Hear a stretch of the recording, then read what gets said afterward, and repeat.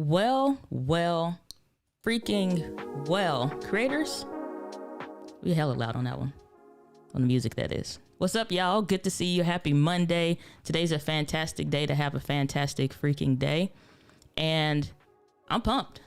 We got Amazon Prime Day coming today and tomorrow. There's a bunch of deals and stuff that's going on. I'm going to, right now, just so that you all know, we have a blog post going over on the website. There's a link in the description. I'm pretty sure I added it. So it should be diana.link/Prime Day deals. It should be also pinned as well. So let's see here. We got a little screen sharing. I feel like I'm always getting shorter. But we got a blog post going on about the Amazon Prime Day deals for today. This will be also updated for tomorrow as well. And so if you scroll down, I'm going to keep this list updated with a ton of things that are going on here. If you want to hop over there and just get ahead of some of the deals and things like that, then you could go over there. Again, links in the description, should be in the chat as well. And so I'm going to keep this updated with the prices as these change, because there are some things that if you're not a Prime member, there's also a link as well as on this blog post page where you can go and become a member for Amazon Prime for free. If you haven't, did a free trial. I'm pretty sure everybody is addicted to Prime by now, but if you haven't, today is the perfect day to go ahead and start that 30-day free trial. So you can get access to that, and moderators will be dropping links to things in the chat throughout the stream. So a couple things, like what should you be looking for, and not just like so here's how Prime Day goes. They don't always give you like cameras and stuff. Sometimes they do, like in October when it was Prime Day, they had a couple things where it was like a couple cameras going, and those were pretty cool. But there's one camera that is out there in those digital streets that I can't wait to get into, other gear and things like that. So really think about what are the things that you've been needing? What are some of the bottlenecks in your processes that you've been having? What are some of the things in your content creation that are frustrating you? And if you need help, you can drop those in the chat and I can give you recommendations of things of what to look forward to that may be, coming available. Like it's kind of on the wait list deal. Some things are like, it'll be 20 hours before it goes live. So I'm trying to stay abreast of that. But if you have questions about what should I get, this one or that one, drop those in the chat. We'll be live for about an hour today going through all the different things. We have Tawana Harris in the hills. Good to see you. Glad that you are here. I'm saying, hey, DG. Hey, Tawana. Hey, girl. Hey. What's up, K-Walk Comedy? Good to see you. Kathy, be glad we're not playing the Wheel of Wonder today. Saying, yep, link is there. Awesome. Thank you. Saying, as you get older, you get shorter. Or I let my chair down. That's pretty much it. But I rebuke the shorts because I don't have much height to lose already. All right. I don't have much to, I just like, let's not. So, all right. So let's dive into some of these deals and things that are going on. So first things first, to be honest with you, anything that you're doing, and this stream is not just about any random gear, because it's always going to be like Prime, Amazon specific things, like you got Fire tablets, you got pens, pencils, whatever, that kind of stuff. Add those as well, household needs and things like that.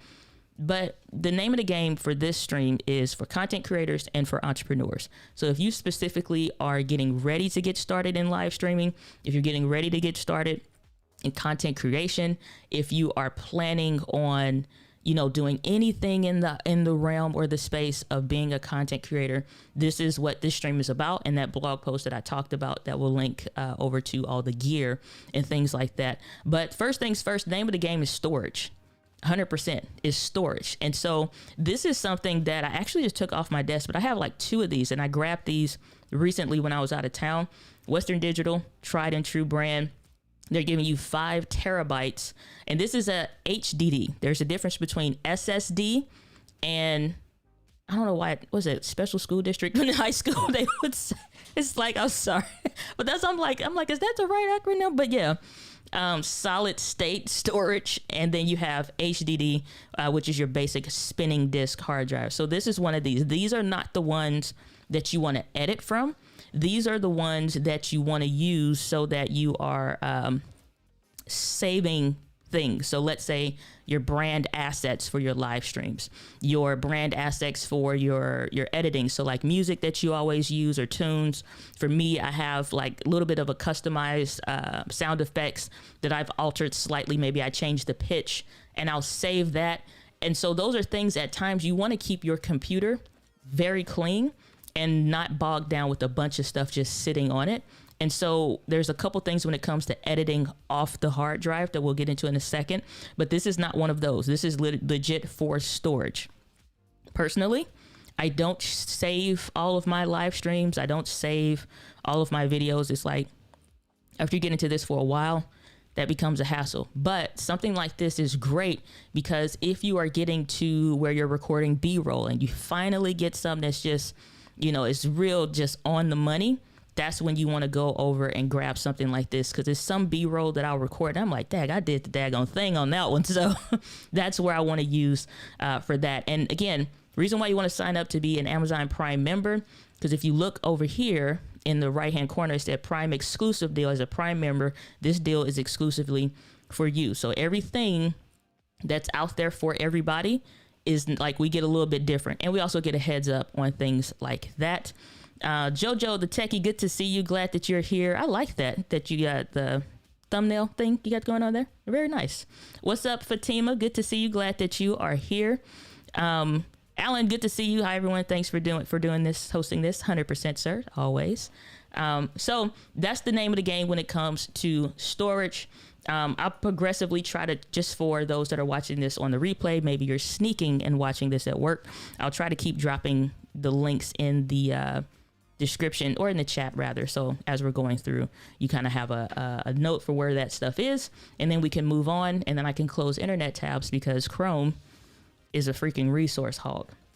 Next name of the game when it comes to storage is, this is one of those drives that you will actually use to edit off of, meaning you'll put your Final Cut Pro profile on there. You'll put all your other stuff on there for like your active editing projects. This is again so that you can keep your computer, your laptop. These are especially helpful, you know, when you're traveling, because they're super teeny tiny. Little clip on there that can go to your keychain, which you'd be surprised. Like one of these on the plane is super duper helpful. These are better than, in my opinion, the Samsung SSDs that I have, because those are all metal and like they'll chip. And I remember I was going into the store when I was traveling and it fell and it kind of chipped a little bit. They're still SSDs, so none of the spinning drive in there, so it won't skip or chip or anything like that. But it's like, it's not about being messy with being a content creator, but it's just about being able to survive going through TSA. And when they toss your stuff around, even though it's like your backpack or whatever, just all those little jumbles. And if you have a little bit of a shaky hand, this is helpful. So this is like one of those things, you get one, you keep it up next to your computer and you just continuously use it and things like that. So 1 terabyte is 1,000 gigabytes. So 1,000 gigabytes of storage, you get that for $161. For this one, the 2 terabyte ones, they cost a little bit more. And some of these aren't like noted as Prime Day deals, but they are discounted comparative to, let's say, the last Prime Day or what they traditionally would run for.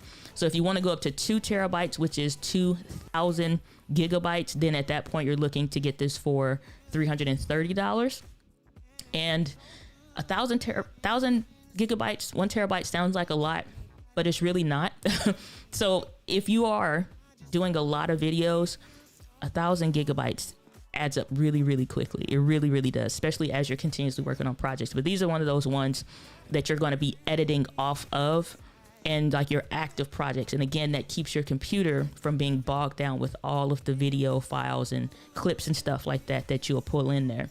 So saying, what it do, Beef Stew? What's going on, Doc Rock? Good to see you. Saying, love my Sandisk, 100%. Said, crucial 4 terabyte SSD too slow for me, but 1080p editors would be great. So Crucial is another one of those brands as well.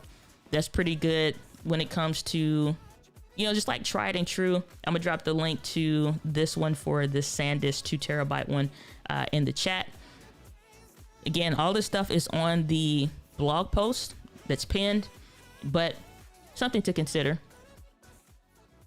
All right, something to consider. Again, I'm going through the things that like we legit need. The fun stuff is fun, but none of that other stuff works. And this is where complaints come in when you don't buy right. Next name of the game here when it comes to content creation. Again, still a factor of storage, but this time it's SD cards. The Sandisk Extreme Pro cards are right up there. And to me, these are underneath, right underneath the Sony, what are those? Sony Tough cards. But these are like your splash proof, drop proof, shock proof, can survive all the things that I've thrown at them. And so you're gonna see a bunch of bootleg cards on sale today. Pass me by, pass me not, oh gentle saver. Pass those ones by. Actually, don't bother with them. And these read speeds, when you see these numbers on the front of the cards, the read speed is how fast it's reading from your card into your computer or your attachment for whatever it is that you're using. The write speed, which is how fast it's actually writing data to the card, that's what you want to look for. So don't be duped when you're looking for a card and you see it's the 170, that's the read. So that's like how fast it can get that stuff off of the card or send it from the card to the computer. You want to come down and get those that have better write speeds like that one. So this one is 90 megabits per second. And so stuff like this, let me see if let's try this Pro Mouse tool that I've been using. So it's this one right here. What is it? I think it's like the zoom. We can try something new here. So yeah, if you see over here where it says the write speeds are 90 megabits per second, then that's what you're looking for. So when you think with these Sony cameras, for example, they have 100 megabits per second for us, like the writing, the streaming, the whatever. Okay, so you're recording content, you playing around with the higher bit rate of 1080p, higher bit rate of 4K. It does you no good if those files are separating. One of the videos I first did when I first got started with playing around with 4K and a computer that couldn't handle it and bad memory cards, the video and the audio was out of sync. And it wasn't because it was out of sync in editing. They just broke apart in the transfer and stuff like that because it just was so wonky and janky. So shout out to Sandisk for not being a janky card, but those are the Sandisk Extreme Pros. And those, again, some of my favorite cards, but it's not my ultimate favorite card. And those are running real quick, just so you can see the price on those again, $18.79 for 64 gigabytes. You really want to start at like 128. 64 is not bad. You can never go wrong with having these in there because these are cards that you want to have in your car. Well, don't leave them in your car, but in your car and stuff like that. Other places in case you forget a card, because it'd be a bad day when you go drive someplace. I'm gonna make this piece of content and you don't have a card. One of these can survive the freaking everythings. So again, shockproof, waterproof, fast transfer speeds. It can handle 4K video. And again, I found this mostly helpful when traveling. The occasional time you drop it, and it's not even that you're going to drop it in a cup of water. It's mostly like if the floor had just been mopped. I've ruined a memory card like that wasn't, shockproof, waterproof and all that. Dropped it on the floor that was just had been mopped, and that card and that data was gone. So other thing here that comes up with this LaCie rugged thing, speaking of accidentals, is 1 terabyte for external hard drive, but this one is more rugged than the other one. The Western Digital one you would want to keep at home. And again, just something that sits on the desk. You want to, offshoot storage or files that you want to get off the memory card and you need to sit someplace. This is one of those things as well. So for 1,000 gigabytes, 1 terabyte, you get this for $50. So these are really neat and really cool. Again, an exclusive Prime Day deal when it comes to using one of these. So definitely helpful when it comes to just grabbing one of these. And again, if you needed to take that external drive out, this is what these are for. Drop them in your bag and don't worry about how hard you sit your bag down. HDDs are highly sensitive, so you want to be careful. Oh, they're giving you a 1 month. I didn't see this bit. 1 month membership with Adobe Creator Cloud. So that's not bad because I actually just looked into the Adobe prices yesterday, thinking I wanted to experiment, get my handle up on some of the Premiere Pro tools. And I'm like, I don't know about this, but I've done it before and it's just like, just don't vibe as much with Premiere Pro. Neither here nor there. But if you want to get your hands on Adobe Premiere Pro, a professional editing software, design, Lightroom, all this other stuff, this whole Creative Cloud. So you get at least 1 month membership with that one. So that's not a bad deal. For $50, get you an external hard drive that can handle some damage, as well as something that works really well for editing if you are on Mac or PC. But, you know, to each his own, you know? So Doc saying we use those LaCie joints exclusively at the Genius Bar. And Doc was a Apple Genius, so yeah, 100%. Saying what Sandisk Extreme Pro is splash proof. Yes, splash proof and all the proofs. Just about, for the most part. I mean, sure, you don't want to submerge a card, but it can handle its own. It can handle its own. So that's the whole thing. And that's what I said, mostly dropping it where somebody just mopped, or like it rained more or less, and the card flips out your hand on accident. It's just kind of one of those things. Again, on accident, but you're kind of like, come on now. So let's dive into some other gear that is coming available. Again, let me know in the chat, what are some things that you're looking for? What are you hoping to get? Because I'm absolutely excited to go through some camera stuff, because we need it. But memory cards first, because otherwise it does you no good when you get those things that come in the creator bundles that suck and also are not helpful. So that's a thing. Let's go here. Alrighty. So nobody complains. Monetization is now on, because sometimes you're like, I can't super chat. I'm sorry. So hold on. Let me turn it on. I forgot. And moving on with life. All right. So y'all know I love the Zv1. It's one of the best cameras out there in the world. It is the content creator's friend. Like this, if you don't want one of these, right? You don't want the A6600, the 10 to 18 millimeter lens with all of this now to whatever. You get you one of these. Not that this is bad, but here's the funny part about this. Having this when I was traveling made me feel like I had this. I saw no difference in the quality. It suffered no more in live streaming. Like, and in some ways, like that is so much of a better camera. The Zv1 is, because the lens actually retracts. And so I could turn this on. The back is still closed. I could actually start recording and vlogging with the screen closed. So this is how I do my incognito vlogging when I don't want people to know I'm recording them or a scene or whatever. And I just kind of like am holding the camera. Yeah, they see the lens extended, but they don't see it like in vlog style, right? The Zv1, I could just turn it on, hit record, and the door still closed, and then stop recording and then close the door or the lens, whatever, and put it back in my pocket. And I do mean like my jacket pocket. So like it just, the fact that the lens retracts is such a benefit. And so this next bit of kit here comes in by Small Rig, which for $29, they are giving you the Cage. I've had the pleasure of playing around with both of these forms. Like it's another one that we're going to go through as well. But this is not stressful. It's very like it's easy. It's light. I prefer just the bottom part without the handle.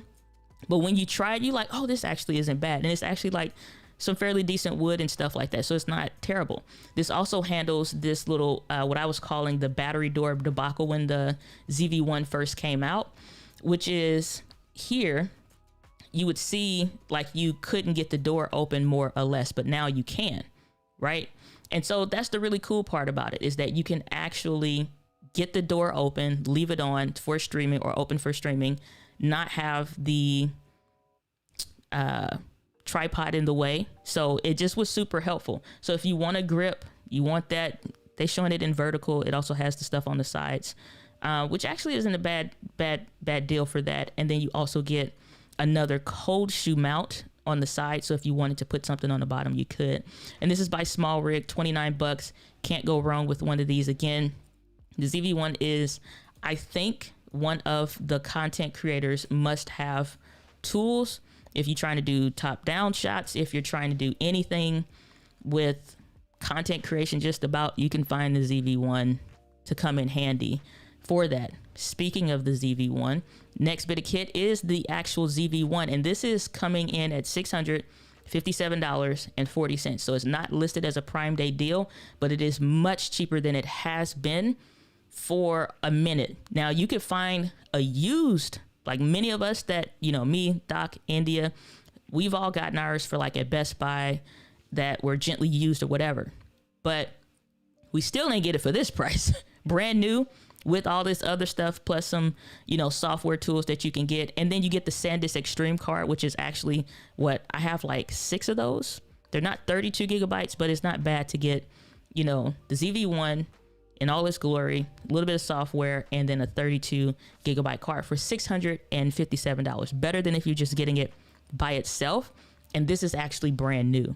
So the card is not bad. It's just, in my opinion, not enough space. But again, it's one of those things where it's super helpful when you're running out of space on your current big card, or you're constantly forgetting a card, or so you just toss it in a bag and it stays in a bag. Cool thing with those, when you first get those Sandisk Extreme cards, it comes in a little plastic case. Keep those. It'll be like the paper thing that kind of like hangs on the shelf at the stores, but it'll have a little plastic casing. Keep those, because you don't want to just toss the card by itself, or those flimsy card wallets. You want something that's a little bit more hard and tactile. Let me see here. David Hunt, good to see you, saying this is great. Glad to be of service. Saying the Extreme Pro is $256, running for $45.59. That's dope, because them Sandisk Extreme cards is the bee's knees Hall of Fame. Like, it's the bee's knees Hall of Fame. So let's pull up the Sandisk Extreme Pro, because it's like you got to play around with some of these. That's another pro tip with Prime Day deals, is you have to play around with the sizes, especially like the cards. SD cards go on sale pretty good and regularly with Prime Day sales, as well as the SSD and HDD. So, yep, $256. Sure enough, $256, $45.59. It says it's a 3-pack up here, y'all. Correct me if I am wrong, but it says it's a 3-pack. Are we for real finna get 3 card? Hold up, pause for the call. Are we for real finna get 3? It says a 3-pack. Let us go ahead and add this over into our cart, and may the Lord bless you and keep you always. So, add to cart for that one for myself. So, I'm just saying, you know, hey, I'm out here in these streets shopping like everybody else. So I'm going to add that deal to the cart. May the Lord bless you, keep you. I'm going to drop that link in the chat.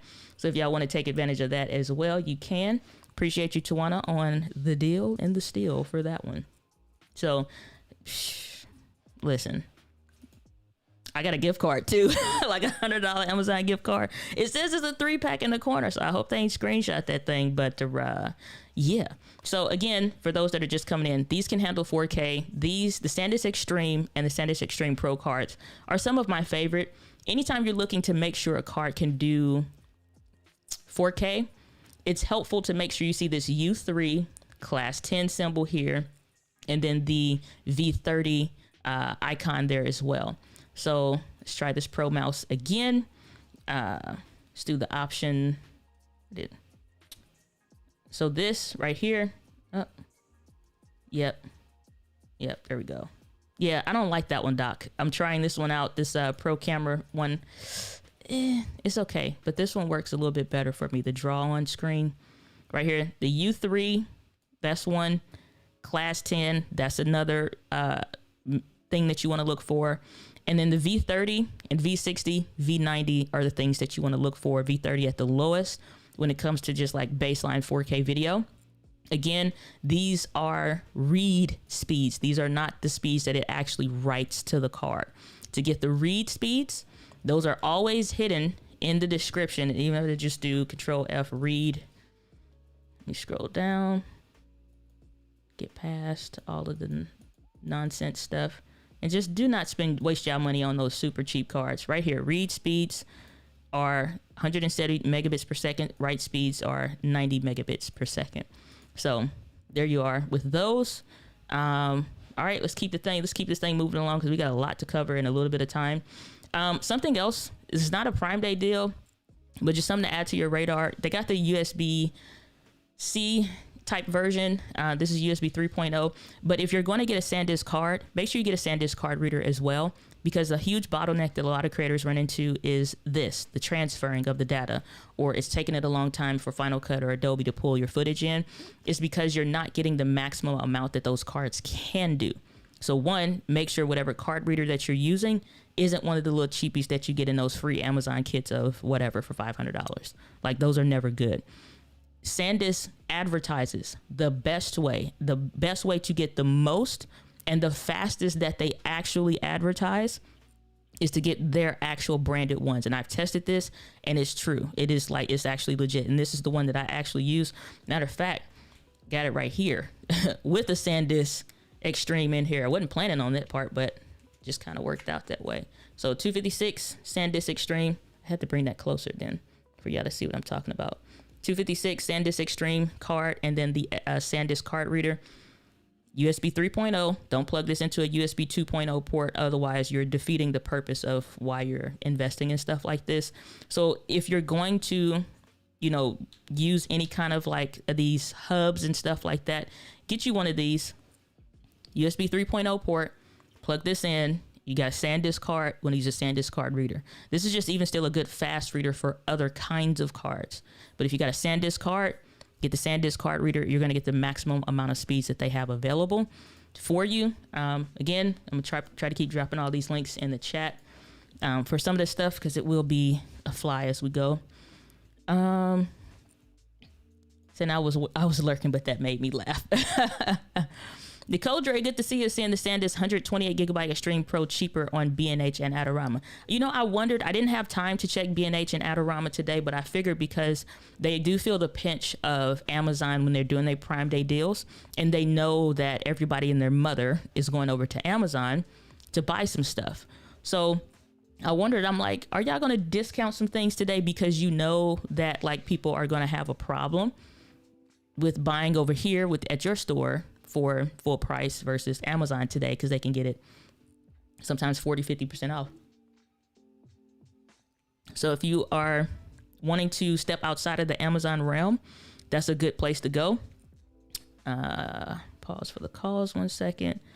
All right. So those Sandisk Extreme cards, that's one thing.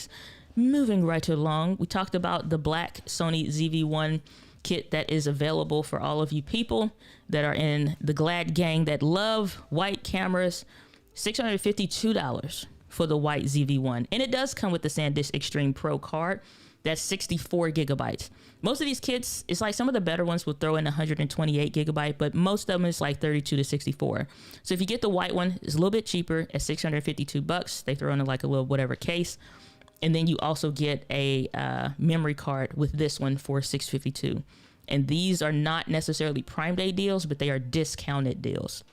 And if you have the Honeychrome app extension that I've talked about before, this will help you to say, hey, not this seller, but this seller on Amazon, you get $100 cheaper over here, and save on some sales tax and things like that. Again, you go to the blog post over here on the website that's also pinned in the description, and you can get access to the links, updated prices on the things and stuff like that that's going on as far as those Amazon Prime Day sales and deals and discounts and things like that. And then there's also moderators in the chat that can help along with dropping in links for anything that you may ask for specifically. Last bit here coming in for the Zv1 is the Zv1 itself, another black kit, but this time it's the Sony Creator Kit, where Sony was like, we tired of y'all buying from other people. Get it from us specifically, and we'll give you one of our Sony SD cards, and you'll also get their new, what do you call it? Their Bluetooth grip. So I've tried the Bluetooth grip. It's one of those things I wish I had kept and not sent back. But I'm just like, it's nice, blah, blah, blah, blah, blah. But it actually worked out really well. Unlike other brands, Sony puts on there the read and the write speeds, which it writes faster than it reads faster than it writes, but it's still a little comparable. But again, it's not a bad card to have in your kit. And again, tried and true.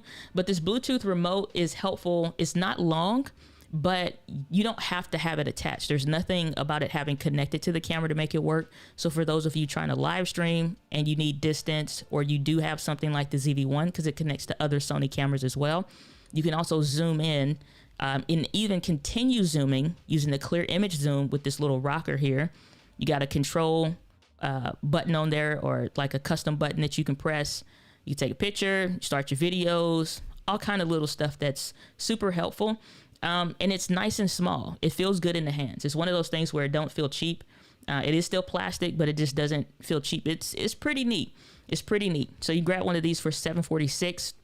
It's about $100 more. You can get a Sony card, 64 gigabytes, and then you can get the Zv1 Vlogger Kit. That is, again, it's not a bad deal, if I do say so myself. If you want it. All right. So what if you're a smartphone creator? If you're creating with your smartphone, which I think all of us are to some extent and more, one of the things I found to be helpful is when you have a good grip for that. And DJI has their Osmo Mobile, or OM4, and they've been working on these for a while, different iterations to try to get this smaller, lighter, so that you'll actually use it when traveling or what have you. And I think they're probably hitting home with this one. It'll condense down. It does take the larger smartphones.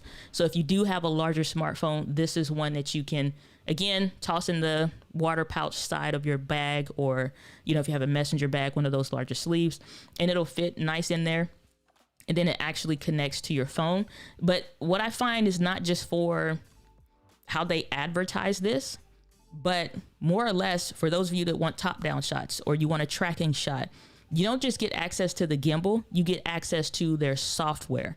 And their software is something to where if you want to stand up and have that follow focus where it follows you around, it has all of that stuff kind of built in, the grips, the handles, all the different things that you get. So it's this magnetic ring holder and a magnetic phone clip.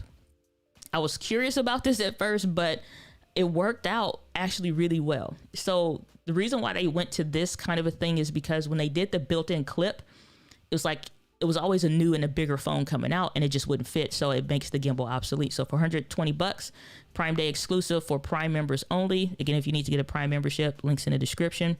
But this is something I would highly recommend if you're talking about creating content with your phone, or you're wanting to do that more. And Doc is somebody that actually loves DJI products as well.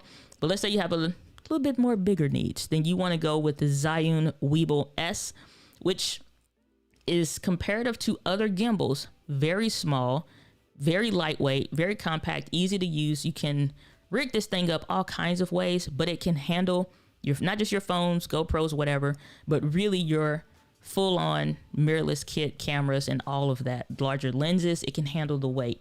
Some people vlog with these, not my cup of tea, but I mean, if you out there for it, then so be it.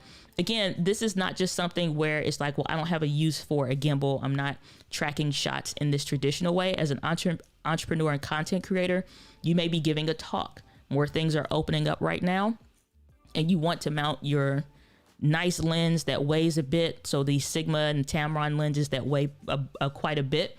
You can add that on there with your A6600, A6400, A6100 cameras, and have this do stuff like follow focus, where it follows you around and it tracks you. So it's not just a wide static shot for your talks, but it can actually look like you have a cameraman following you around, or maybe your content takes you out and about, and you could put these on tripods and it can follow you around. You want to make sure obviously you got something good and sturdy, but there are some tripod recommendations out there. Dropping the link to this one in the chat as well. See what's cooking, what we got going on over in the chat. Also, saying the 3-pack is a good deal for that Sandisk Extreme Pro, 100%. So what camera are you on now? So this one currently is the A6400, the Sony 35mm f1.8. All I did was left the lights on how I usually would do during the daytime, and just changed that one back there to like a tungsten color instead of the pink hue. But this is like, if you do any kind of coaching, consulting calls with me for my clients, they'll see this, or sometimes you see the pink thing, but same camera, slightly different look. But yeah, Sony A6400 for the win. So I don't think it's a 3-pack. The 256 only just with a 3-pack on it. See, let me not pull my cards and say, hey, false advertising, but we'll see. We'll see. Either way, 1 card, 2 card, 3 cards is fine. saying, yeah, DJI Mimo app is pretty decent. And I like the thing I like about the DJI gimbals is they're constantly updating the software. That was the only reason why I went back and repurchased the Osmo Pocket, the first version, is because I'm like, this is not a regular camera. This is a camera that, and it's DJI, like it's backed up by them. They update their software constantly. Zv1 is another one of those companies that does that as well. And they do a pretty good job with their stuff. For $3.99, you can't go wrong with one of those also. So I think that that's something that's really cool to take a look at if it's something that's right for you. If you're just looking for something that's just like a regular tripod, these are super helpful. I wish I had invested in something like this when I was first getting started, because you buy so much stupid stuff trying to make it be something instead of just buying the thing. And so if you're looking at the $16 or $27 Amazon Basics tripod versus one of these, the reason why you would get something like this is because you want to do those tabletop shots, and because you don't want the legs to be locked in at a center column, so that you can separate them and even them out as you need to. Bend these back up on themselves so that you can travel with it. And these tripods, like KNF does a good job already. These kind of tripods is, again, maybe not at the beach, but maybe you are at a park or something and it's kind of uneven, so you need one leg different than the other ones, or you want to lean it up against the desk to get a different kind of a shot, or you're a cook and you're doing stuff like this. So this is something where it's just a super handy thing. And maybe you think, oh, I'm not doing anything like that right now. I promise you, it doesn't take long for your content creation to start to mature, and you do have need or want, or you have an idea, but now you don't have the gear to pull it off. So KNF concept tripod, $111 for one of these. Again, another Prime Day exclusive. And this one is going to end in 27 minutes. 27 minutes, this is going away. So I'm gonna drop this in the chat as well. They may put another one on sale. They may not. So I'm gonna put that in the chat 100%. So let's see here. Following up with the chat, see what y'all got. Accessories for that Sony Zv1 that I just bought today after watching your video. Hey, shout out to you, Jessica. Good to see you. But yeah, that's awesome. That's awesome. I got some stuff for you for the Zv1. Fear not, we're going into the Zv1 territory simply because it is that deal. So I'm glad there are some things that are available for the Zv1 also. Saying I'm late. Hey fam, Miss D, good to see you. Glad that you're here, Devin Chambers. Glad that you are in the chat. Saying LOL, I love the churchiness. All right, let's go over to another piece of kit that, depending on what you got in mind, what you got a thought for. GVM, great video maker, been making their rounds for quite a while now, and they have been a brand that I can say is a budget-friendly brand, but actually good gear. I haven't personally tried this one myself just because I haven't found much of a need for a slider in my space, but you can mount these to tripods. You don't have to sit on a flat surface. But GVM is a brand that has been legit. One of the things that I do like about this one is that it's motorized, and that you can actually do like what they're suggesting here, which is have it pan and like kind of follow you. So if you're doing a lot of interviews, if your church or your nonprofit is wanting to have a little bit more dynamic shots, these are something that are worth picking up. There are some other brands that are more like industry standard, if you will. But again, if you're looking for something that's a little bit more budget friendly, or just to see if you want to get into the slider territory, $239 is a good place to go, because sliders did not used to cost this much. Like, or not this much, they wasn't this cheap. So like so the fact that it's motorized, you got, where you can set it up and do all this extra other stuff with the little thingy, not bad. So if that's something that you're into, consider picking that up. That is, again, on the blog post that we got running to give you some insight into some different things of what's going on for Prime Day. And again, just being able to keep something updated with a ton of other stuff. Speaking of lights, everybody always likes the lights that I use. Is this set right here? Exactly. The Viltrox light kit, the VL200T. So I have had these for October 2019. I think I picked these up. or somewhere there about maybe right before then. But these are the ones that I personally use and am currently using right now. You can adjust these from a super cool daylight temperature or a very orange tungsten light, so they're bicolored. It does come with a power adapter, so I don't ever have to switch batteries, but you can get one if you want them. Comes with the tripods and the case. For those of you that have a nonprofit or organization, or you're traveling or something like that, this case is underrated. So much is this case is I'm not even joking. This is my, like, first of all, you almost never do that kind of a look right here with this LED right in somebody's face. You're gonna blind them. You need diffusion material. So it's like you can make them soft, but you're gonna look ridiculous. So yeah, false advertising or stupid advertising on that bit, but you'll never put an LED panel to somebody's face like that. Even if it is frosted, it's not diffused, it's frosted. So you still need diffusion with this to get a soft, even lighting. But these are great. These are fantastic. The other thing also with these kits, like I said, this bag, so it has two sides with zippers on it.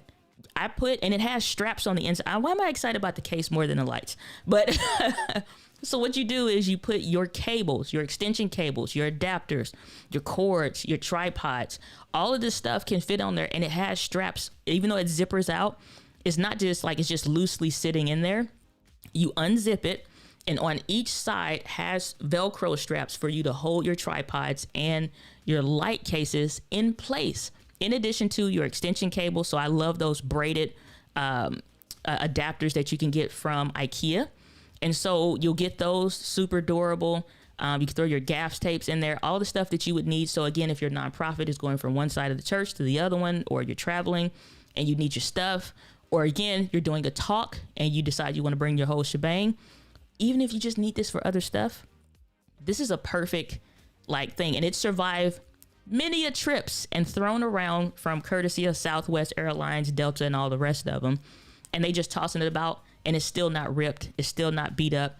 And so the lights are the same way. Again, I'm supposed to be talking about the lights, but I'm talking about the bag. So, but these are super helpful. It does come with the handy dandy remote, and you can connect up to like 8 sets of these or something together. It's kind of crazy, but these are like my legit favorite kits. And I need to get some more of these just because they're super duper helpful. So yeah, what I'll do is I'll put these in the laptop sleeve area because they're super thin, and I'll put those lights in my backpack and just take them on board with me. I don't ever put the lights and stuff underneath, but yeah, the light panels though, those are just small enough. They are as thin as a laptop, both of them together. And so I'll just put them in the laptop sleeve so I can have that on top on the airplane with me, comparative to some other stuff that's out there. We got a super chat coming in from Tana So Lit. Appreciate you, brother. Some. Hey, Misty. Well, what's going on, brother? Good to see you. Saying I have a ton of stuff for the Zv1. I believe it. I believe it. So we had a question somebody asked. Let's see here. Let me scroll back up for the second. Okay, I think I may have missed someone's comment about the Sony A7C. So excellent using your link for the Western Digital SSD because I ran into issues this weekend with not enough space. Well, I appreciate that. And again, for anybody clicking links and stuff like that, purchasing through these Amazon links, I appreciate you. Some of you churchy. Y'all so funny. Let's see here. I wanted to get to somebody's question about the Sony A7C because again, I said if you guys have questions, feel free to ask. Said thanks for the tip on the. You're welcome. You're very, very welcome. Okay, answered that one about what camera I'm using, and guess I missed it for a second. Oh, here we go. Pink's family. What do you think about the Sony A7C? So we can pull that camera up real quick and dive into that because it's an amazing camera. So the Sony A7C is if the Zv1 and the A6600 had a baby. So these two. Oh, let me twist this around. Yeah. So if the A6600 and the Zv1 had a baby and that baby was big, your 8-9 pounders, it would be the Sony A7C because this is a 1-inch sensor. This is an APS-C sensor. and you put them together, it gets bigger, which would be your, this is not technically right, but it would be a full frame camera. So it's basically like a full frame A6600 with a lot of the goodness of the A6600, but some of the layout, like the big red button that you'll see on the top, and the newer menus that they have, you know, obviously it's still touch ability on there for it's like focusing and stuff. Can't touch the menu, but it is what it is. But the bigger button, I think it's a dope camera. Only issues, or not really issues, the only reason why I never personally purchased one was because I fully found like my favorite camera. Like that's the video that I'm working on right now in the A6600. But there's nothing wrong with this camera. And here's what I mean when I say it's kind of close to the not the A, but the Zv1. Because you see this big red record button. Sony wasn't doing this. The record button was like the dedicated record button was on the side of the camera. And so you don't get all the customized dials that you would get for, you know, some of these other ones that are more photography centered, which it still is. It does have the side flippy screen, which is a favorite of a lot of people, but I just already had the A6600. I guess if I wanted full frame and if I wouldn't miss the A6600 already, then this would have been a great camera to go for it. You know, it has a headphone jack, you have the microphone input, SD card reader, USB-C, internal charging, internal stabilization in the camera, 4K up to 30 frames per second, like 100 megabits per second, if I recall correctly. Oh, actually, this has the older menu system. My apologies. Now that I think about it, this has the older menu system of the A6600. So, I mean, it's fine. But when I look at, like, I can pull up the A6600 real quick and just show you what I mean. Uh-oh. What am I typing? Thank you, Amazon, because I surely forgot a 0. So when you look at the body of the A6600, my camera, this camera has more customized dials. So that C1 that you would see, that by default is always the volume on my camera. With the A7C, we don't get that. The C2, I don't even remember what I had the C2 set to. What do I have that set to on my camera now that I think about it? So the C2, white balance. Okay. So if I ever need to do, which usually those are two of the most common things, especially the audio, but I didn't have that. So instead of the C1, C2, it's a record button. And I need those and want those. The other thing with the back of the camera, see if they have it. I don't know if they have one. Shout out to Jason Vong, who does a ton of Sony stuff. So, all right. So if we zoom in here, let's try to turn this Pro mouse on. So right here, you'll see this AF, MF, which does not stand for curse words, it's autofocus, manual focus. And then it switches down or flicks down to AEL or auto exposure lock. What I have that set to is, yes, when it's flipped in the up position and I press that button, it will switch from manual focus to autofocus when I need to. If I switch that down, I don't use auto exposure lock. Instead, I have clear image zoom set for that button. The A7C doesn't have that. And so I miss it. You know, I'm like, I couldn't deal with that not having it. There's also a ton of other custom buttons, even like the trash can. So if I'm vlogging and I'm being self-conscious on the day and I don't want to have the screen flipped up, I'll turn the screen off and let it just go to EVF mode only. So that way other people can't see the back of the screen. I don't know why, it's just a weird thing that I found myself to do, especially in airports. I just don't want to see them. I can vlog, but I don't want to see them. And so I'll hit that trash can icon so that it just turns the screen off and I don't have to be bothered with it. I also got that C3 button that I use for other stuff as well. So it just has more custom buttons, and that's something that's more of a photography thing, that as to why it has more buttons. The A7C is a bit more video centric, but for me personally, I've grown to the point where APS-C is my favorite sensor size. It's just my personal preference. But when it comes to the A7C though, it's not a bad camera by any means. It's just missing those things that I have baked into my workflow and that I'm used to. I don't need a big old record button. I can just press the shutter button and start recording. That's what I've always done. So a little bit in my feelings about that. So the C3 button, that will be up there. That's not there. You still could set the custom one there, but it's others, like I don't have the switch. I would be missing things that I'm already used to. But the A7C by any means is not a bad camera. I'm not bashing it.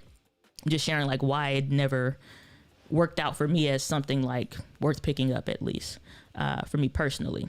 So Kevin Cox, good to see you. Glad you're here. Said on Prime Day, I picked up the A6000, the silver one, for $344 new to use as a webcam. That's nice. Is it a good deal? Hell yeah, that's a good deal. So the A6000, since we're on cameras, the Sony A6000 is a camera that, how can I say this?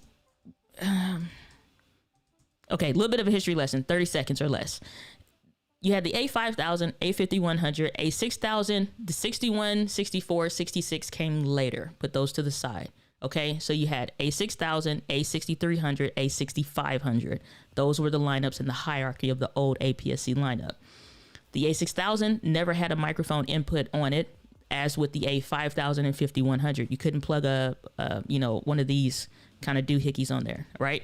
So the A6000 is actually a little bit of a perfect kind of a web camera base, because those used to cost the $800 and $900. Okay, well, fast forward, they have more cameras, A61, 64, and A66, A7C, Zv1, and on and on. Even a ZV-E10 is getting ready to drop at some point. So finding that for $200-300 is amazing, because even the A5100, that's much older, just has a flip up screen, is running for like $430 sometimes in the used market, because it's a web camera. The solo fact that the screen doesn't flip back up on the A6000 cameras, and those are now discontinued, you can find those for a really good price. It just was, and I've seen them too, and it's so hard not to grab them, but it's like, it's not bad at all. So like, let's take a look on Amazon right now. 648 with a kit lens. The kit lens is not, like, I've done a video with the kit lens. It's not a bad lens with lighting and stuff, but 648 is bananas for a camera that's discontinued. And you got the, G7 that's been tried and true for years with a 14 to 42 lens on it for $597. So the fact that you found it even cheaper is bee's knees Hall of Fame, if I do say so myself. So got the M50 out there, it's blowing in the wind, M200, which is a webcam base or whatever. But yeah, the fact that you found it for cheap, because it's not going for that, you found a good deal. You found a really good deal. So kudos to you for spotting and grabbing one of those. Speaking of lighting, let's go over to GVM RGB LED video light. I've had the occasion to try these. They're heavy, as in a good heavy. It's not like cheapy. Like it's light, but it has the app. I never could get the app to work personally. I just didn't have time or patience to sit and go through it, but it's available. And so this is an RGB, or red, green, blue. So anytime you see RGB LED, this means a colored LED lighting setup. And so you can use these. Again, this looks ridiculous as far as like the control of the lighting for that. Like, you're blasting the hell out of something. Like, you need diffusion. So don't get sold off these pictures. $207 is a good deal. And also, melanated people, don't get upset because it says master and slave. What this means in the videography terminology with these lights, you have the master control here, and this is very helpful when you're creating content. You have this master control here. So this is the light that, let me go here. This is the light that you're using and that you are controlling. And this is where, again, it's just super helpful, and it saves on so much setup time. You're controlling the master light. What happens when you put these other two into slaves? Actually, this is kind of dark. What the hell y'all thinking, GVM? What is wrong with y'all, G? Find another phrase, daggone it. It's something like slave. I'm like, now you think, I'm like, where's the curse word button? This is messed. What's wrong with y'all? Okay, so it's a family friendly show though. But never mind. All right, so you have the main. We're gonna change the name. Look, I'm frustrated now. I didn't thought about it. We're gonna change the name. The hell with this, GVM. Find another phrase. So you have the main right here, and then you have, we'll call these assistant. All right, in my crude writing here, you have this main lighting here that you control. The associative lights on the side, when you put those into that quote unquote slave mode, it does whatever the master does. This is very taking a turn I did not intend for it. So I'm going to switch that to main and associative. All right. The main light, whatever the main does, the associative lights follow suit. It does whatever it is. So if I change this main light to 32, or we'll say 4400 Kelvin, which is what I use, change that main light source to 4400 kelvins. Those associative lights on the side also go to 4400 kelvins without you having to go to it and actually change it. So it makes it super helpful. GVM, find a new name scheme, because y'all tripping out here in these digital streets. All right. So I'm like, damn, this is messed up. I'm like, what the hell you mean, master and slave? Don't you know Uncle Ben's rice took a... No, just kidding. It's like, find a new name, daggone it. What the hell is wrong with y'all? Moving on to some whole other stuff. Ulanzi got the Zv1 Wide-Angle Adapter Kit on here. If you follow me on Instagram and you saw the IG story that I just did showing you what's behind the screen cover on the front of the lens element, that was used using this, actually, not the wide angle portion, but there's a macro portion on here. That's actually, in my opinion, it makes this the best thing. $40 is a good deal for this. So it's not bad. So I want to see if I can pull that up on Instagram. But this, so like here's where this becomes helpful. Everybody complains about the wide angle, like it's too close with the Zv1. I didn't find that to be true. When I went to San Diego, there are some things, I wasn't trying to show you how much it was of it. I just wanted to show you how close I was to something. So when I went to the pier and I'm out there next to these huge ships, I didn't want to make the ship seem smaller by using a wide angle lens and showing you a whole lot more. Thank you, Scott Air Force Base, for interrupting the stream. But I didn't want to show you a whole bunch. I wanted to show you proximity, like, look how big this is. And so adding the wide angle lens wasn't always helpful. However, adding in the, the macro adapter on there is just like the first part. It's super helpful. I'm gonna see if I can pull this up on my stories real quick. Not intending to do this, but I just wanted to show you. That was all shot using the Zv1, and it was shot using the lens, the macro lens. And I share quite a bit of things on my IG story, so follow me at Diana Gladney. All right, so there's no way for me to pause, so we just got to go over there. Okay. Oh, happy Father's Day, y'all! If you're, happy belated Father's Day. So this was shot, even that parallax shot or whatever. All this shot on the Zv1 using the wide angle lens adapter, but just the macro portion. It's two little lenses together. That make it into that whole shebang. But that was shot, this whole little setup was shot on the Zv1, and it was shot using the macro portion of that lens. And so I think that if you're going to,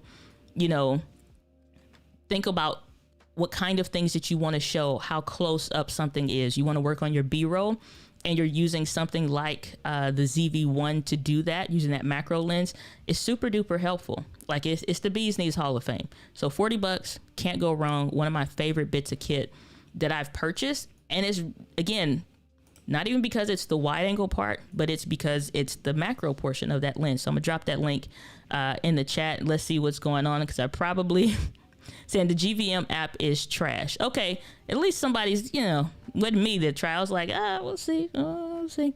Saying link for the light kit.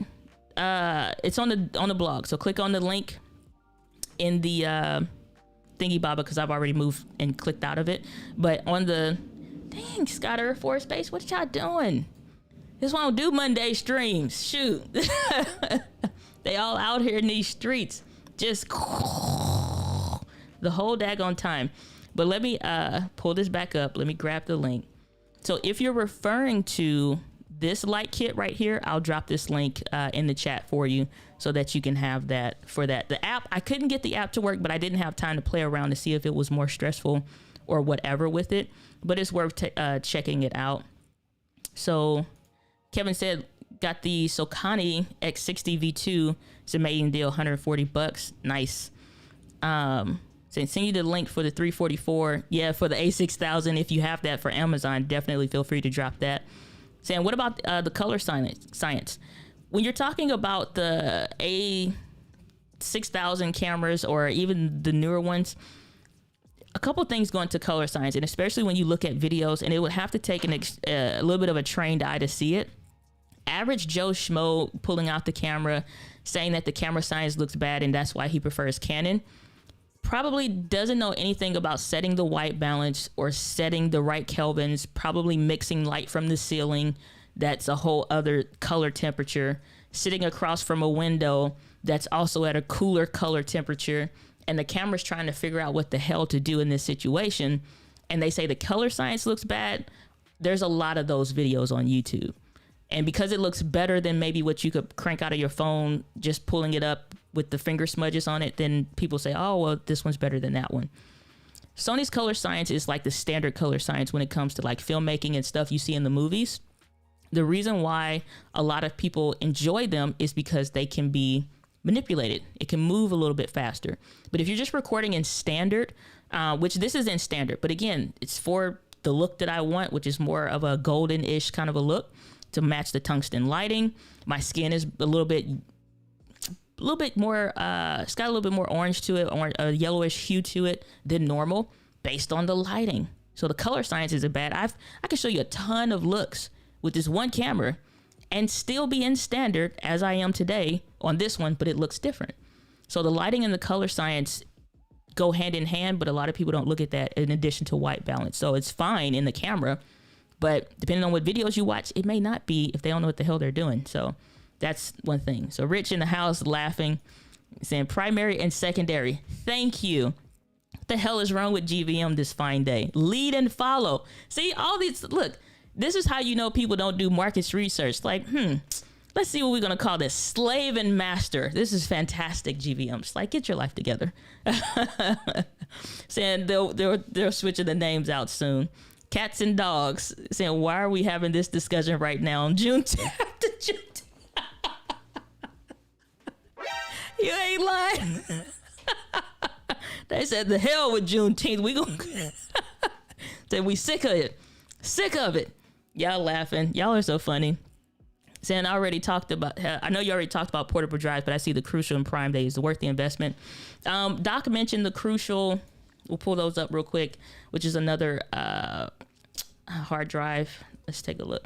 You want to see a lot of stuff come and go, but you have to look at, it's an SSD or it's an HDD. So let's take a look at what comes up. These are 1 terabyte portable SSD. This is okay. 1,050 megabits per second is fine. USB 3.2. For most people, I think it'll be fine. When you start looking at these kind of deals, that's something else. But, you're looking at this external SSD, a couple things that I'm always looking for to let it be okay for me to buy something is, one, it cannot, if it's new to me, like this would be new to me, like an actual production use and workflow, I'm not letting it be my main thing. I'm not taking the footage that I'm getting paid to do a talk or record a talk on. Like, it is not my main go-to.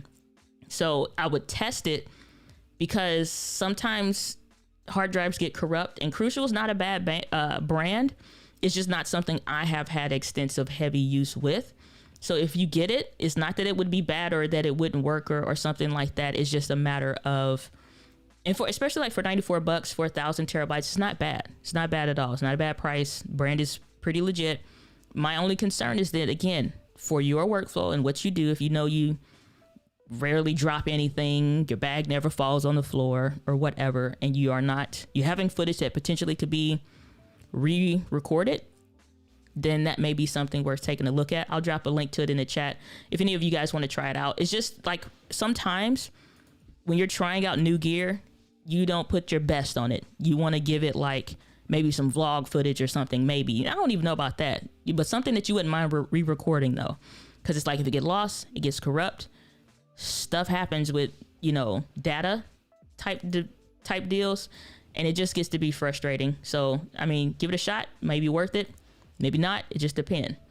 So all right, saying, I don't know if you already answered this, but can you please recommend to me the best audio interface Shure SM7 for the Shure SM7B?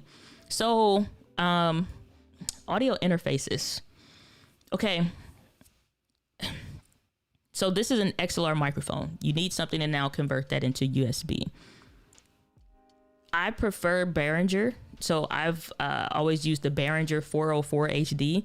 A lot of people like the Scarlett, what do you call it? I forget what the name is, but I don't know. I just have had better enjoyment and success out of using the Behringer, just the Behringer systems. But it's a preference at that point. Any of these will work. For example, the smallest one that just is one mic and will handle you is the UM2. And so it's a little bit plasticky. Again, I prefer the metal construction. So that would be the 404 HD, which can accept 4 inputs. So have a mind in what you want to do for your show. You can get the 202 HD that has the 2 XLR inputs, as well as the quarter 20 adapters that can go in there or whatever, for like guitars and whatnot. But for me personally, because it's not that much more, this is what I went with. So that way, if I had me and some friends, which I did have a podcast with friends, that we would sit at the dining room table or whatever, and this would sit in a chair, and it was super small, went into the laptop sleeve of my bag. Every little knob is like, so one person, mic one, we can adjust for that person. They can adjust for their audio and stuff like that, depending on what you have need for. If you need something more than this is my go-to recommended one, more than the Scarletts, just because, again, this is more tried and true in my experience. I like the Midas preamps that they have in here. As far as this audio interface system, you also have like MIDI controls. You have a ton of other things that are going on in the back here. So you could take this to your local nonprofit or any DJ and they can get you hooked up. And it can also run USB to the computer without needing a power source, or you can add the power source. So I've just liked this more than the Scarlett one, but this is my go-to. When you're talking about audio interfaces, you want to go for the Bee's Knees Hall of Fame, Rodecaster Pro. Bee's Knees Hall of Fame, Rodecaster Pro. Simply because there are so many other pieces that you probably are going to end up buying depending on your workflow for the kind of content that you may make for your business or your channel. The Rodecaster Pro took the place of the Zoom H6, the Behringer 404 HD, plus the headphone adapter thing that you would use so each person could have a headphone set. Also take the place of a mixing board that I used to have. So I could have a Bluetooth connection, so that I could have the phone, plus audio engineering stuff, and plus they're constantly updating it. So when I hit this, that Metal Gear Solid sound effect, it's on the pads, but I also can hit other things that are like, let's say I'm getting ready to do my podcast intro. If I'm doing a recorded podcast. Are you an entrepreneur my podcast music, just getting started in creating video content for, or if I'm closing out a Clubhouse room, I can have that on there. And all of these boards, it's not just the, 2, 4, 6, 8 pads. I can rock this and be on the phone and just like this. And so there's so many other things that I want to add to my setup and system, just so I have space for creativity versus just functionality. Rodecaster Pro, Bee's Knees Hall of Fame, in my opinion. So those are my recommendations for that. So we got in chat. Video lights need their own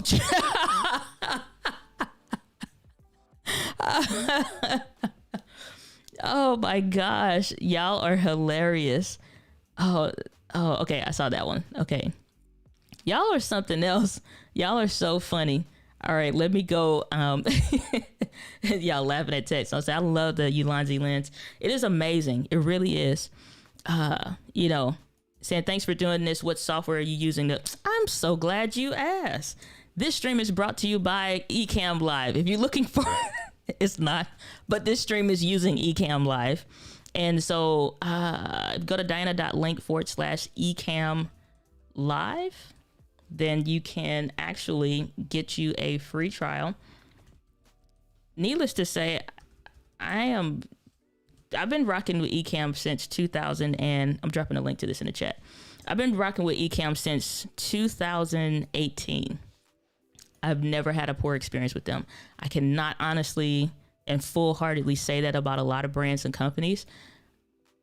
I've never had a bad experience with Ecamm Live. And it's not just like the tool works, because that's what you expect. That's like what it's supposed to do. But like the team is responsive. The community is amazing.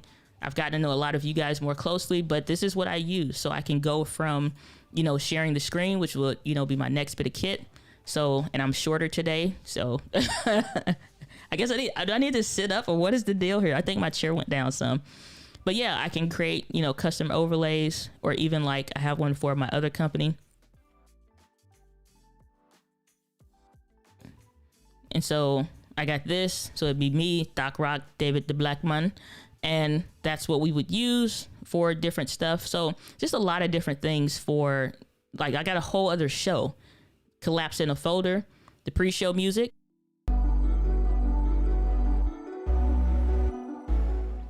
Then click back to me. So all my stuff, I use Ecamm Live, even like presentations, tutorials and stuff like that. Get to the point was a thing that I use. All this stuff used at Ecamm Live. So been rocking with it since 2018. It's tried and true, and it definitely is my go-to for sure when it comes to that. Saying, okay, thank you so much. You're most welcome. Started with that Behringer 404 before I got my Rodecaster Pro. Yeah, Focusrite. Thank you, Focusrite. The Scarlet thing. Saying, what frame rate do you think looks better for YouTube, 24 or 30? And what do you shoot at? I just switched this morning to 24 because I'm switching everything back to 24. I've been at 30 for probably like the last year and a half or so, but I switch sometimes, and it depends. What style, what look do you prefer, and do you want to go to? And I've done 30, especially like last year, because so many other tools like your Zoom, like your go-to meetings and things that I would have to use are already mostly at a default set to 30 frames per second. So for streaming, it would almost always be at 30 frames per second, which means your shutter speed needs to be at 1/60 or 1/60th of a second. You can break that rule, but you need to know why you're breaking it if you are. But personally, I'm kind of leaning back more towards 24, but it's not. The difference is you start to get closer to the more frame rate, the more data. And so you get closer to like your news, your TV, your soap opera look at 30 frames per second versus being able to pull off more of a little bit of a filmic look, a little bit more with 24. But for this new weekly vlog series, we're switching to 24 that I have on that's releasing to the channel. It's not out yet. It's going to be at 24. So I'm just switching back to it. It's just a preference, but I don't think any looks better. I've seen dope content that looks at 30 or at 24. I've seen dope stuff at 60. It's just a preference. So yeah, I wouldn't say get too caught up in that. It's just, you know, personal preference. Any recommendations for routers? Actually, yes. So if you're looking for I can never say if you're looking for the daggone, what is it, like Storyblocks or Squarespace ads? Freaking YouTube will get you. So if you are looking for a wireless router, get the best. This ain't no play no games kind of a situation. You want to get the best. So let's just show what Amazon is showing real quick. No. Thank you, Amazon, but no. Simply because, one, boost the internet at home first. Like gig internet. And this is just, not just at you, Rich, it's anybody. Boost the internet first. Don't play around with the little bit, oh, it's good for this stuff. No. So TP-Link is a brand that's tried and true. Netgear is another one that's really cool. However, those are okay. Those are okay. But to be honest with you, what I would look at is something like this here. This Asus ROG Raptor Wi-Fi gaming router, simply because gamers operate at a higher bit rate, and especially because you're a content creator. And there's some other ones. I'll drop links to it because I know Doc recommends one specifically. I just can't remember right now. The gaming ones are like go-to ones because gamers use higher bit rates, higher frame rates, higher refresh rates. They're doing a whole bunch of other stuff, and they cannot afford any latency. Otherwise, it makes the difference from them and their team winning their round or losing it. When you get you a gaming router type of a deal at base, then it can handle what you're throwing at it for content creation. It can handle the 4K video files, uploads and downloads to Dropbox or YouTube. And I'm telling you, the best thing I ever did was get a better router, upgrade to gig internet, and get everything that was like USB 3.0 or USB-C and higher. The transfer of the data and the stuff and the rendering out and a better computer with better RAM, like those are like the baselines of what you want when it comes to content creation. Camera stuff is last, but the gaming routers are legit. I'm gonna have to get the link for the one that Doc recommended specifically, because there is one that would work well. It just may take me a second to find it, but I'll grab it for you, Rich, and I'll drop that in the chat, and then throw it over on the blog post afterwards as well. Saying, what key light are you using? So these are using the, I just forgot that quick, Viltrox LED lights. But I don't have one of those big super dome as big as a human being or a little kid. Like, no. Portability. So the Viltrox LED light kit, matter of fact, I can show you better than I can tell you. But I used that exact same kit. It just is also with diffusion material. So this kit right here, this is the exact light kit that I use with diffusion. The diffuse pop-up softbox lights that are spherical. And so the reason that I use that one instead of the square shaped ones is because it diffuses the light easier. And then it also covers the span of the office. So that's what I personally use. I know a lot of people recommend other things or prefer other things. And I just kind of was like, you got to use what works for you, because one, a lot of friends and people that I know that get those big old huge dome looking ones or whatever, it's not that those are bad. It's just the wrong use case. They're recording in spare bedrooms or corners of their house, and you got this light pretty much sitting on your forehead for what? Just to be honest. And so it takes up too much space, makes you feel freaking claustrophobic. It's beautiful, but it's not for at home kind of a use, because I travel, because I'm in office. I need something that's small, portable, still just as strong, and looks good when it's diffused. So I'm gonna show you those diffused softbox lights that I'm talking about, and then we'll go on to the next, because I only got a couple more things left here. So these are the ones that I personally use, the ones that are trapezoid. So like I said, they're more spherical, but most people go with these square ones. That's not soft enough, nor will it throw the light enough for me personally. Reason why I went with these by Diffuse that are the spherical ones is to give you that same look, that same performance that those dome shaped ones would give you. But it also rocks that smaller LED panel with the Viltrox light kits that I use. So it throws the light. It's still just easily compactable, super small. So these take up no space. They also go in that Viltrox bag that I talked about earlier, but they throw the light softer and more evenly. So instead of it being straight like this for those box shaped ones, and you're kind of getting light in this way, it spreads it out with it being like the trapezoid and stuff like that. So that's what I use for. It's a light here, and then it's another light over there. And so if you watch the vlog series when that drops, I'm trying to get that out within the next 8 or so days. So when that vlog series drops, then you'll see more around the office, or even like the latest video that I did on the channel, is like the 1 hour vlog challenge. You can see like kind of where those lights are and just position, but it's not taking up a ton of space at all. I used to use big old softbox lights, and those are frustrating as hell when it comes to, doing different stuff. All right. Last couple pieces of kit, and then we'll drop into the chat and stuff like that and wrap this thing on home. Tech G6M, what is it, Max 4-in-1 gimbal, whatever. It's not necessarily a Prime Day deal, but it is discounted for $199. If you have a smaller mirrorless camera, your M6 Mark IIs, your M50s, your A6000s, A6600s, or whatever, these smaller ones, not with those big old Tamron 17-28 or 28 to 75 millimeter lens, beautiful lenses, too heavy. This is more so, you got the kit lens, you got the 10-18 or something thereabout. You can put a Sigma 16 on here. It's starting to push it at that point. If you got an A6600 and the Sigma 16 on this, it can do it, but just make sure it's even. But it can do it, and it can handle it, and it's really small.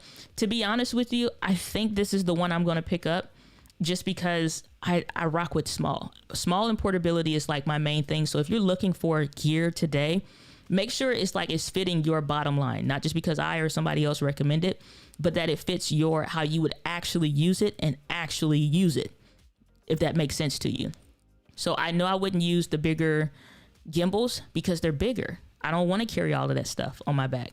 Like get you 3-4 cameras going to do a shoot somewhere, or you got a vision for a shoot that you want to pull off, and you're carrying 56 pounds on your back. I've done it. It's not comfortable. It's doable with a good bag, but it's not comfortable. And it definitely sucks getting that from the overhead bin on an airplane. But something like that fits into the little pouch on the water. It's like that, the Zv1 AC, I'm good to go. I'm good to go. So think about how you actually would use kit. That's a bit of kit that I know I would actually use. And I've debated on this for a while. So it's dropped in price a little bit to the $199, but that is the Fadetech G6. It was this one in the, what's it, like the Crane M2? I think it is. That's another one that's also in that ballpark. I wonder today, let me check real quick if they have any sales on the Crane M2. Because that's another one that's like super small, but similar features, app and stuff like that. Ooh, hold up. You mind my mouth now. Hold on now. We might be changing things to the Crane M2. 179. Yes. Now watch me work. Add this to the cart. Change of plans, everybody. 179 going right now for the Crane M2. This was the other one I was looking at, but they were running at the same price, between like that $230, $250, whatever price tag. But today, for the low price of $179 US, you can get the Crane M2. I'm glad I checked, because add that to the cart, and may the Lord bless you and keep you always. So I'll drop links to both of those. Use at your own discretion for what you choose that you want to get. But I would say that this is another one. Still got all the follow focus stuff, but I know I don't grow with big stuff. It just doesn't work for me personally, or it becomes something I don't use. So if you're like me and that's something that you are into, you still get all the functionality of some of the other gimbals. You still get the functionality of being able to put it on a tripod and it follow you around, because it was not this one that they were showing this in, but I want to go back. So this Ronin SC is another one that's not bad. Again, these are not on sale, but again, keep in mind if you're in a buying pattern today, the reason why they have this phone up here is so that you can mount your phone to your camera, connected the apps together from the gimbal. We'll do it like DJI Mimo app type of a deal. And this is how it would use like the technology from your phone to follow you around.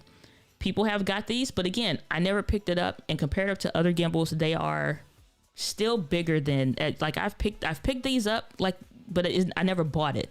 You know what I'm saying? So I'm like, it was too big. Yeah, it's smaller than other gimbals, but it still ain't as small as the other ones that I talked about, from this Fadetech G6 or that Crane M2. Very similar pricing, but it's just not something I know I personally would use, and I got small hands. So, and after a while, like again, if it's not something that you want to carry all the time, it's just wind up being something that you wind up not using. So go to the chat. Okay. With a good modem and gig speed internet for the wall Eero is solid for creating a solid Wi-Fi network. So I'm not necessarily talking about Wi-Fi. Wi-Fi is pretty good generally because it's wireless. What I'm talking about is Ethernet. You won't, because again, it's similar to how when I talked about the memory card, you have the read and you have the write speed, the writing or the reading speed of the card. Wi-Fi and Ethernet kind of in that same respect. So I'm not thinking about how good it is for Wi-Fi because I'm using my phone or tablet or whatever, and that's on Wi-Fi. No big deal. You know, you're not talking about the rest of the house. When you are streaming, Ethernet. No other word you need to come out your mouth but Ethernet. Now, obviously, Kevin, you know, but it's like Ethernet, period. So you get you a Cat 5, Cat 6 Ethernet cable. You stretch that and run that from the one side to the other or whatever. You do not need to be streaming in Wi-Fi. You need to be streaming in Ethernet with an Ethernet connection. And so when you get those, and I'm talking about, like, I just had to upgrade after 4 years because I got something that was, it could handle the abuse, not from somebody kicking it, but the abuse of constantly running at a high rate. That's why I'm saying the gamer stuff, because you know they're going for 16, 20 hours long, not the 1 hour occasionally. So you don't have to worry about something wigging out on you a day like today. I had the honor of speaking at, with Eric Thomas, the #1 motivational speaker in the world, with their speakers group today. I do a presentation today in a couple hours. And because of that, I need not to have my internet wig out on me today. Like I don't need to have any issues today. So when you need it the most is when stuff goes out. So I'm telling you, after 4 years, it's just like then upgrading the router. And that's why you want to get stuff that's like a little bit more tried and true, versus that it kind of gets you through for a while. Saying just got YouTube Premium. Wow. Still great and able to, hold on. And wow, great still being able to have you on and still surf while playing in the background. Yes, YouTube Premium, it's the only way to live. So I also recommend Euro for a router and a great Wi-Fi network. Again, it's not about the Wi-Fi. It's just about, it's not the Wi-Fi per se, and it's the Ethernet. And it's not even that those are bad, but I'm saying from especially if you're early on in your content creation space, you starting off at one point like, oh, this is good for now. Don't buy good for now. Buy good for a long time. Because it's only usually like the difference of like $50 to $100 and $150 more for you to have something like that is just not going to cut out on you. And as you upgrade your internet package, it still is good to go versus just maxing out what you currently have. If you move, for example, can it handle the better speeds in a newer area or stuff like that? So it's not just like, oh, it's cool because it's in the same room. Think bigger. You guys got to think bigger when it comes to that. What's going on? That creative girl, good to see you. Ooh, I like that. Like that. Did you get there? So I had a difficult time getting the M2 balance with my Zv1. Yeah, you still got to balance those. What's his name? Sydney Diongzin had a great video. He's worked with Zion as far as that, as well as Lak Chung, that you guys may be familiar with, depending on how old you are on YouTube, watching it and stuff like that from a camera side of things. But Lak has used it a lot with his other cameras, and he mostly uses like Panasonic cameras that are much heavier. So it just depends. Learning to balance a gimbal does take some time. Saying have the M2, but I could never seem to balance it. It's such a waste of time. So again, got to get used to it. That is something that I know a lot of people eventually do, or just get a bigger gimbal because it's a different thing. But again, to each their own. And here's the good thing. You all now know what works best for you. And that is the best thing ever, because you can say, yeah, I see that being recommended, but what I actually really need is this other thing. So maybe the Weeble S or the Crane or one of these other ones might be better for you. And that's a good thing, because you now know what actually is going to work for you, your use case, and what you need. And then to your just workflow. You know what I'm saying? When I switched from Canon to Sony, it wasn't about like Canon being like, it just sucks and it was just all of a sudden like a terrible image. It's like, no, I just want other things and not have to think about it. When I switched from Panasonic, it was not because they're terrible or people couldn't do great things with them. It's just I got tired of constantly thinking about the autofocus. So anytime you get to a point where you're trying gear out, and this is a great talk for today, where you're trying gear out and it's like, I tried it, I don't like it, it didn't work for me, because you now have that experience to take into, now here's what I actually need based on trying something. So that's always, that is never a bad thing. Saying thou shalt not stream on Wi-Fi. Amen. Listen, where is that applause? This message is brought to you by James Hicks, thejameshicksofficial.com. All right. Great content. How old are you and how long have you been doing YouTube for? Well, I'm 78 and I'm it's to be honest, I've been creating content for this June actually makes 5 years. Just got the video finished about that and sharing some of those experiences. So we've been creating content on YouTube, not necessarily, here's the thing, not even on YouTube. I've been creating videos for 5 years and got serious about creating it around January 2017. So I got a chance and I got the opportunity to pay attention to trends and learn and see things change and morph over time. Age wise, what is it, like 33, gonna be like 34 in August or whatever. So early to mid 30s or whatever, but it's just about paying attention. That's the thing. I was always been super nerdy, always pay attention to trends and stuff like that. So it don't take 5 years, but that's just how long I've been in the game now. So with creating content or whatever. Saying follow 3 or 4 different videos with no luck. Hey man, if it didn't work for you, that's a good thing. Go find out the right thing for you. Because at some point it's like, you know what, small don't work for me. I do need something a little bit bigger. So I would say try something like the Weeble S or the Weeble S Lab they came out with or whatever. Try some of those that's still pretty compact, but can take a bigger payload. Because I think one of the things with the smaller gimbals is that if you do and you are working with a smaller gimbal, you need to, I don't know if you need more experience with doing it or what, or how that kind of works out. But I'll know when I try it for myself. Because maybe I'll get to that same decision, or maybe I'm like, nope, this actually works. All you got to do is blunk, right?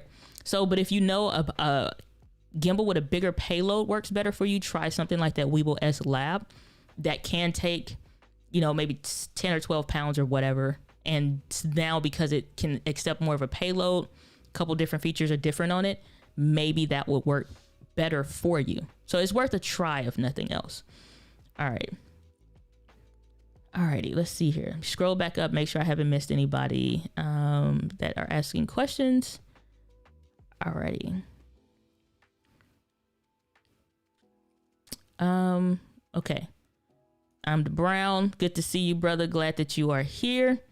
Saying people complain about color science, even when they know they shoot raw to add a preset. Yeah, that's another thing. It is what it is. Especially if you plan to color grade and things like that. Color science becomes null and void because you're never touching the baseline thing.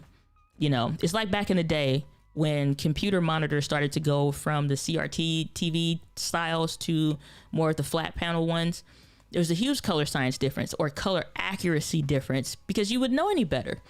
It's like the Walmart TV syndrome that I always talk about. The Walmart TV syndrome, if you've never heard me share this before, is when you go into Walmart or similar big box stores and you see the $99 TV and you see the $2,000 TV, for example, and they show you every iteration of what it looks like. And obviously, the more that you go into the higher price range, the more that you see the better, crispier looking image for the TV versus when you get the, let's say, $300 one.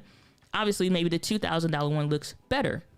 But you say, I'm not here for no $2,000 TV. I'm here for the $300 joints.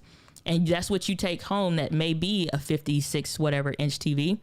And come the game, nobody's at your house complaining like, man, you really should have invested in a two. So it's only something that you see. But most people, especially for you all, your businesses, your communities that you're building and develop, they are not going from one channel to another channel to another channel to compare your footage to somebody else's. Only you're doing that.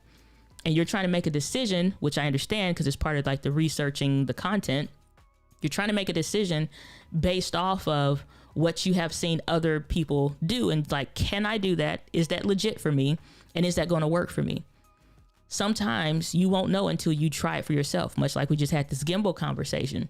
Because a lot of people was like, and this was just a legit thing, Sony cameras don't look good for black people. Who said that? People that didn't know what the hell they were doing. Or they white balance. Again, like I talked about with the lights, it's all over the place. Looks fine to me. When I compare it for me personally, in my environment, when I had my M50 and I was like, I actually really like the Sony more. Just in standard, just to see what was the difference, I liked it more. Go figure. But I also knew how to white balance my damn camera too. So you got to take some of this stuff you see online with a grain of salt. To be completely honest, you just got to take it with a grain of salt. Not everybody knows what they're doing and you won't know the difference. So you can't look at the necessarily Peter McKinnons of the world and say that's what your stuff is going to look out right out the box if you know you don't have experience. But it can give you insight into what's possible with skill and skill over time. So what's the current lens that you're shooting at? I'm using the Sony 35mm f1.8 right now. Kathy, why thank you, my dear, saying you're my favorite. I appreciate you, Kathy. All right, so I feel like, hold on. Now, Kevin, you got a wide, big old chat. What's going on, brother? Let me go and read this paragraph. I feel like the M2 is maxed out with the Zv1. It just needed a bit more adjustment for me, but it was also the first time I ever tried balancing the gimbal. Personally, just not worth the effort. Again, if you know that it was right for you, fantastic. You know, because again, you now know what your benchmark is. So that's the only thing for me. I'm more of a set it and forget it, or how I plan to use it. It's like you gotta, well, I won't say you have to, but for me, I develop systems on what I do and what I use and how I use something that sometimes make things that may not work for others work best for me. And I think everybody kind of has that to some extent, but depending on your use case, patience for whatever it can or can't do easily or more simply, it just, you know, will depend on what you're using. A couple other pieces of gear I didn't go over yet. Zv1 Cage is on sale by Rig, which is also a company of Ulanzi. They're kind of one and the same. So you can get this for $39.96. This is actually pretty nice. And it feels good in the hand. Again, handles the issue with the door and making sure that you can open that, because you got the little cheese grater bit at the other side. Plus, you also have a cold shoe on the other side as well, which is not like how you would think, where you would mount a microphone and kind of having it sit, like if I turn this upside down, having a microphone sit underneath here. Ain't nobody doing that. The way that comes in handy, or what that becomes useful in your, did my thing just fall back off? Fix that. So the way that becomes useful is your Rode wireless goes, your Comica Boom XDs and stuff like that, that just kind of clip on.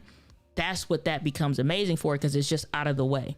So it's not necessarily for some big old microphone, because you're like, well, what's the point of that? It's for stuff like your Rode wireless goes. Yeah, you can put a light on there, but that stuff gets to be weird. It's not stuff you want to put on the bottom. But sometimes you do need to have little accessories or stuff like that, little cube lights, very cute, small ones, to kind of give you an extra bit of something at an indoor situation. Then at that kind of, like, if you need to have the space, but I found it the most helpful and most useful when I'm doing something like this and I want to use that. It's like the Rode wireless goes. They just are out of the way at that point. They're so thin and so small. It just, you know, it just works. And then also when you're looking at this one as well, on the side, it also has a cold shoe mount as well. So you can put something also on the side.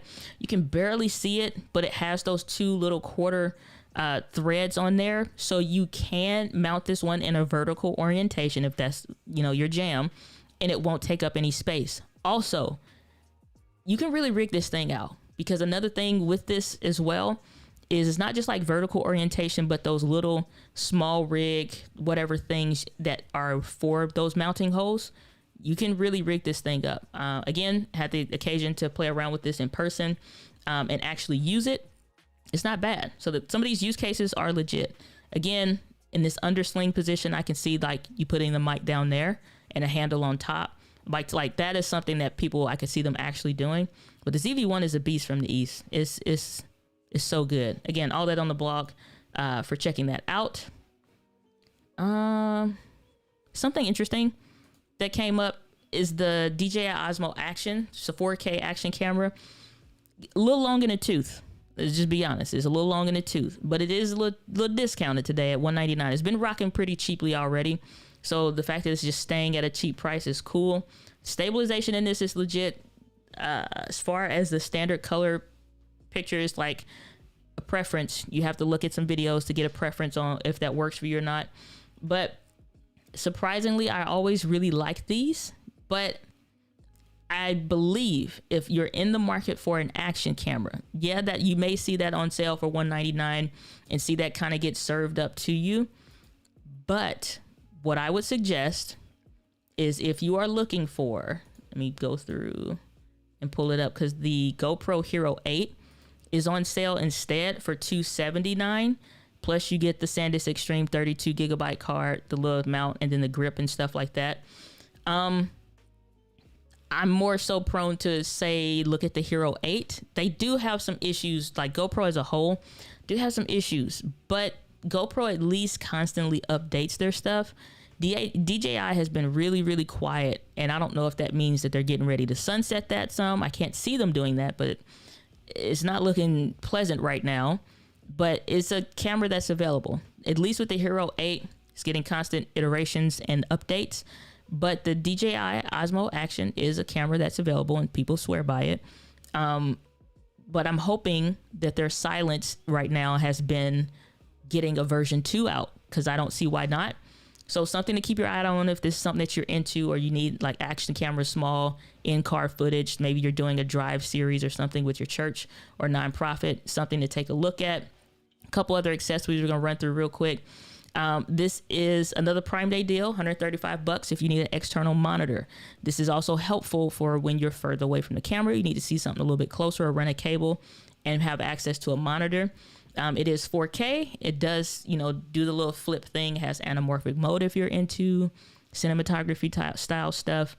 A bunch of other features, histogram peaking, false colors, embedded audio, all this extra other stuff that's super helpful. And even though you may say my camera has a flip screen, why would I need this? More detail. The more accurately you can see something, the more detail that you have on an image, especially the occasions you are needing to do something in manual focus, which even with a camera like the Sonys that have incredible autofocus, you still sometimes need stuff like this. So if you're in the market for one of those, that's something that's super helpful. Quick throw in real quick, just for us iPhone users. These are on sale for $14.39. Not as cheap as they always have been, but if you click on a little thing here, you get the 6% off. But this is helpful if you just need to have more of these, throw them in a car or whatever. So that's just something that's extra when it comes to the gear and things like that that's going on sale for Amazon Prime. A ton of other deals that are available, more that I could ever go through in a live stream, but I feel like I have done this pretty good justice with some of the things. So as a creator, I've seen you with some major content creator speakers like ET. How did you get into doing speaking engagement, content creations for other businesses? Great question. The thing of how I got into that is your consistency and showing up regularly speaks volumes more than anything else will. And I just, over the last 5 years, have not disappeared. And sometimes that in itself can make you go like that. It just helps because there may be other people that are good. It could be other people that are better than you, but not everybody sticks and stays.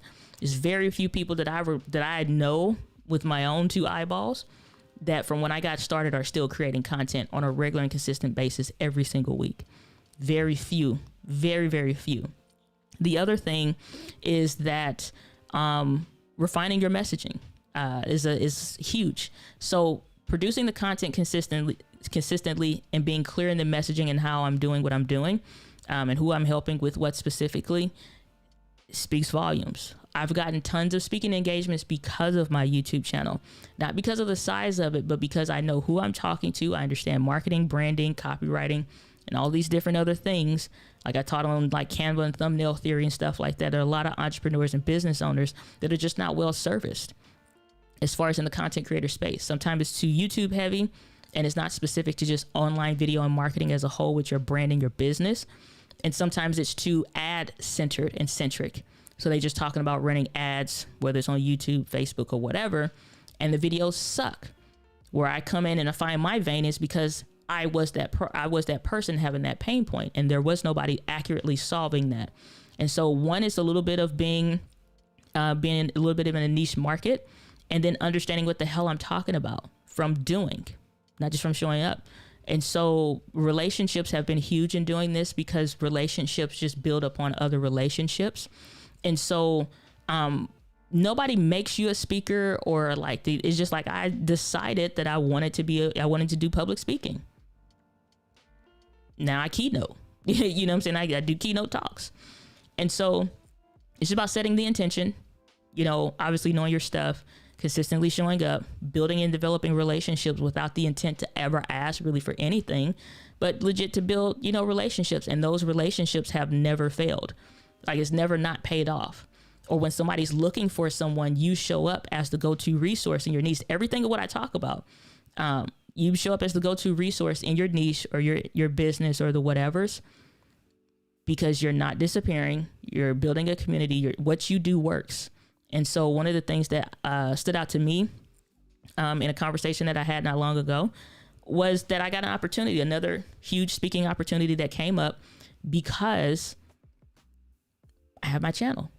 I have proof of concept from clients, friends, people that take my advice, and it works for them. And they're doing well in their space and, stuff like that. So there ain't no pat on my back like that, but the stuff works. So that also contributes to it. But what was said was that I saw your videos, saw your work.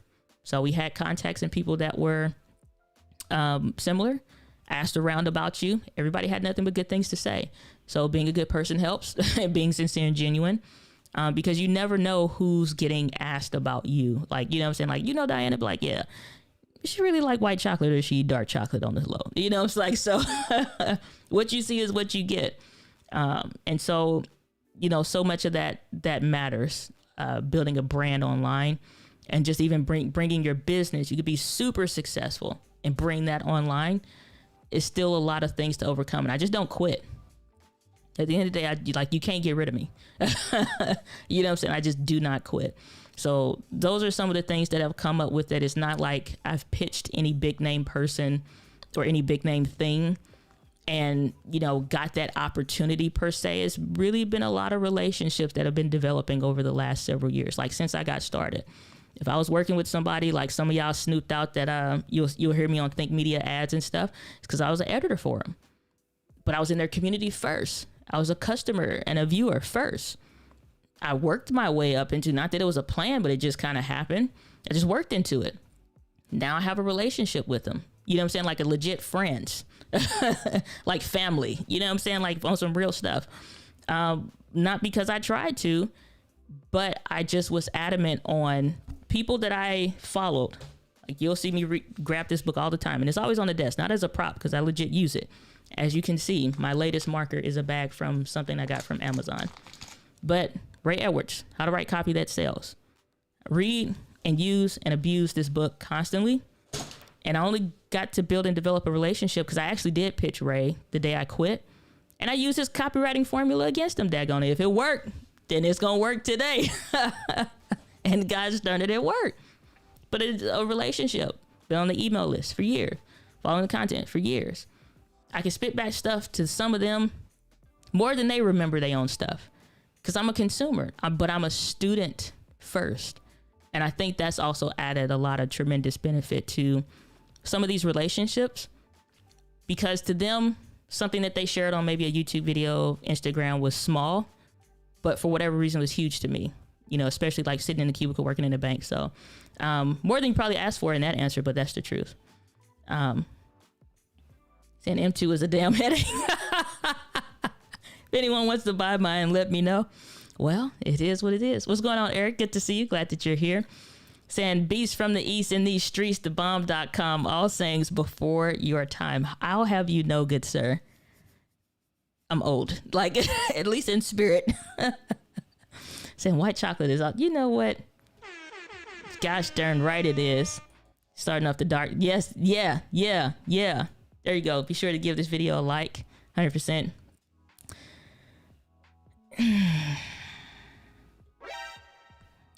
Don't even have to read this one.